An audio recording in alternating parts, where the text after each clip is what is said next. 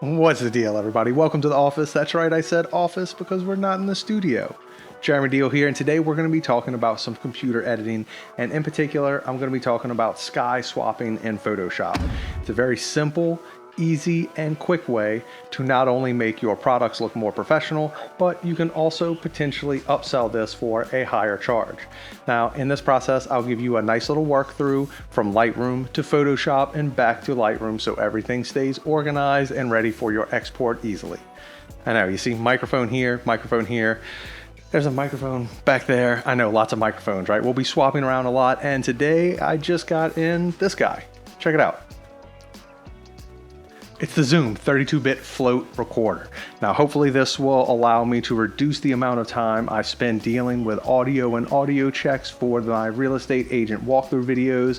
If you do them, you know how much of a hassle this can be to get great audio, and this is supposed to be kind of a set it and forget it. So I'll be testing this in the field for the next few weeks. So in a few weeks, look out for that. But today, like I said, let's jump right into the computer and start swapping these guys.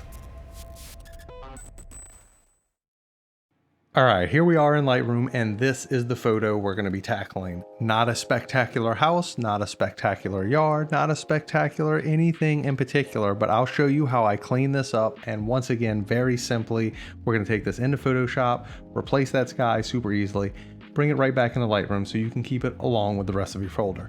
Let's dive in.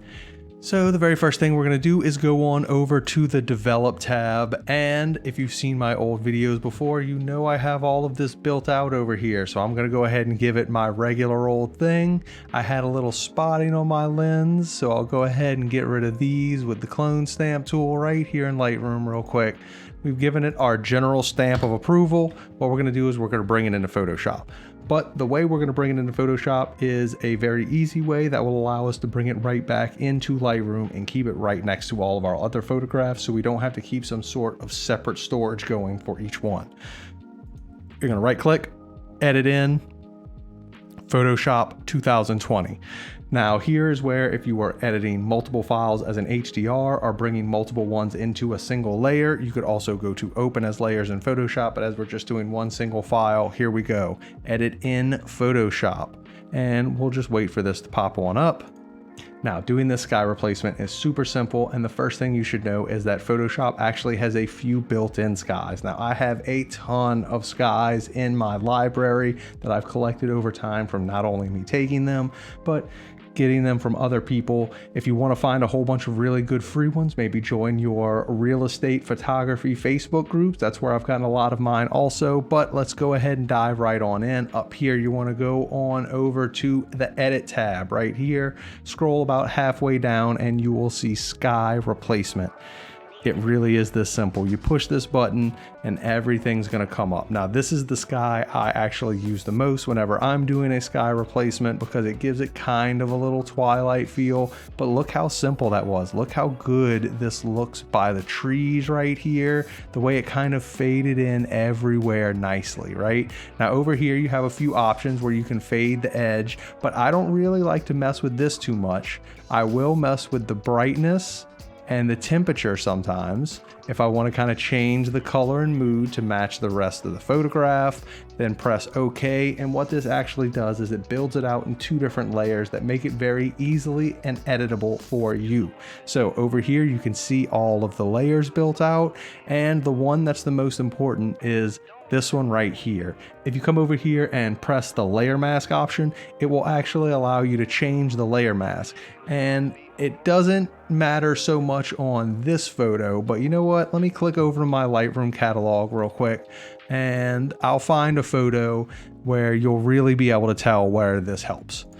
So let's just scroll up in the catalog a little bit and we'll pick like this house. Here we go. Edit in Photoshop just as before. And it doesn't matter if you already have a pretty sky, the sky replacement will work for those. Also, once again, edit sky replacement.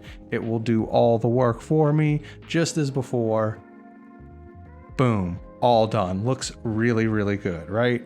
All right, now that the sky replacement's done, I can show you the layers tool and why it's important to know these. So we'll click on over to the layers and make sure you're selecting the right one. You wanna make sure you're actually selecting this sky layer right here. Select the mask and not the layer itself. You wanna select the mask, and every once in a while, you wanna come over here, make sure you have black as your color tone, and you want to paint over the edge of the houses, because what will happen a lot of time is the very edge of the house, you'll get a whole lot of bleed over, and I don't really see a lot of it here, surprisingly, but this is a place where you can see it the most, and just like that, it is done. Now, if you want to be able to get this back into Lightroom right next to all of your other photographs, let's do that. You want to come up here to the file and click save. You don't want to save as, you do not want to save as a copy. You want to just click save. Once you click save, it will do its magic. Once that goes away, you can minimize this and go right back to your Lightroom. And here you go. Here is the photo right next to the original.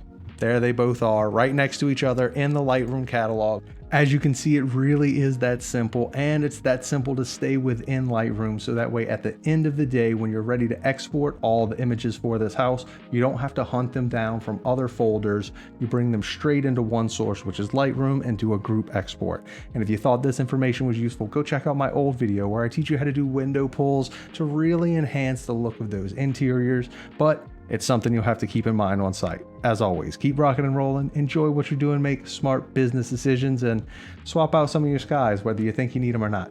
I'll catch you next time.